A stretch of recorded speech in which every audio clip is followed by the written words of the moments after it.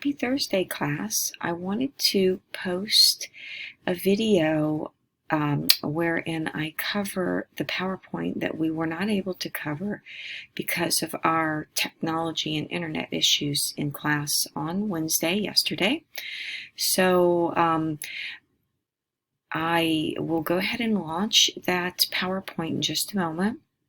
But you can see that I have this announcement, and in the announcement I have 4 key terms that come from the PowerPoint that I really want you to think about as you go forward over the weekend, and we're getting ready to really get into our reading and writing next week.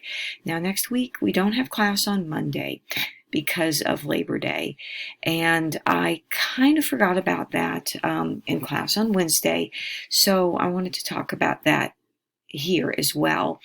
And I have I note that in this announcement here, but let me go ahead and launch that PowerPoint, and we'll go through it, and you can go through the PowerPoint yourself, or you can watch the video of me. So we started this in class on Monday, but we didn't really get very far into it. So we're going to do that now. So 10 things you should know about college composition. So here are the key terms that I call out in the announcement. So the first one is a text. And a text is basically, it's any idea or message that you would encode in a medium. So examples of this are books, your essay is a text, your story is a text. So you're going to write me a narrative essay. So when you see text, you can think for this first module, your food story, your narrative essay. And that story, that idea, that message, you are then going to communicate that message to me through a medium. You hear the word media all the time. That's the plural of medium. So some examples of media are videos, essays, books, print, images. So it's pretty wide ranging. So again, we go back. Here's your story, your text that you're going to communicate to me through print, through writing. And then you are going to actually encode that by typing it. So in this case, your active encoding is going to be typing it into a readable essay. And the final term is reading, and that's the act of decoding that idea, that story. So I will be doing the reading of this original idea that you had, this story that you wanted to put in a medium, a way to communicate that idea, write it down, type it up, and send it off to me so I can read it. So the first slide, the first idea that we covered this briefly on Monday, is this idea that composition is versatile. In the old days, we think about writing a paper, and now we think about composing a text. And you say, for you, what's the difference? Well, in this case, we think about it as being something that's creative. It's not just, well, I have to do this because of school or some assignment, but it's a way of creating something, and that text could be a video. At the end, you're going to be doing a PowerPoint presentation. In the second essay that we write, you're going to be decoding an image. So a text and composition is more than just an essay and writing. We talked about this briefly on Monday as well, this idea that composition is a process. It's not just an end product. I use the comparison of doing a math problem. So your math teacher already knows the answer of the math problem. and doesn't need to know the answer. The teacher wants to know you've gone through the right steps. And that's true when you're writing an essay. I want to see that you've done your pre-writing, you've done your thinking. And that's what all of this that we're doing right now is part of this pre-writing, this brainstorming. So I'm trying to get you to think about narratives. I'm trying to get you to think about food and memories and things you can tap into. And then later when we go along, you're going to draft up a couple of versions, have your peer editing session, and finally you'll publish it by sharing it with me. We talked about this one briefly, composition being social. Again, you all are a social group. You always get together online, Snapchat. Think about YouTube videos. Think about other kinds of Facebook. I guess that's old. That's for old people.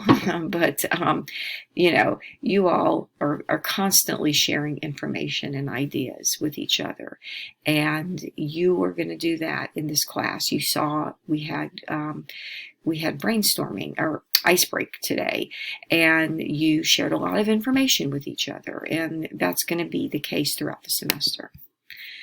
So here's something that's composition is practice. It's like doing math problems. It's like doing practicing for sports. The more a lot of you play sports. Some of you may play musical instruments. You wouldn't get good at any of those things if you didn't practice. And that's true with writing. The more you write, the better you get, the more comfortable you get with it. Composition is a conversation.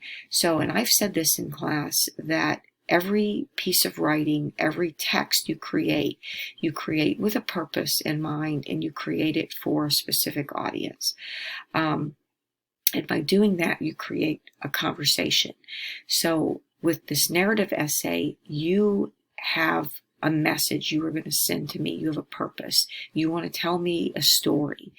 And I and your classmates are your audience. So you have to remember, we don't know your story, and we want to get involved in your story. So remembering that we need to know certain details, that's important. So you do already write quite a lot. We've talked about this, and I have a bunch of stuff listed here: email, text messaging, all of your social network, just even talking to your friends, all the different things that you have to write for me, journals or composing. Writing down in a diary is composition. So you do write more than you think you do. So you are also going to have to respond to feedback in this class, and that's good. It's good to get other people's eyes on your paper. It's good to get other people's ideas. When next week, because we don't have class on Monday, you're going to have to do a discussion board. And in that discussion board, you have to respond to at least 2 of your classmates' posts. And so you're going to get feedback. You're going to give feedback. So it's going to be two-way street. And we're beginning the process of teaching you composition. So going forward, we're going to do a lot of studying of examples of writing. Just next week, you've got 2 essays, 2 readings that you're going to have to do and respond to. The more you read, I've said this before, the more you read, the better you get.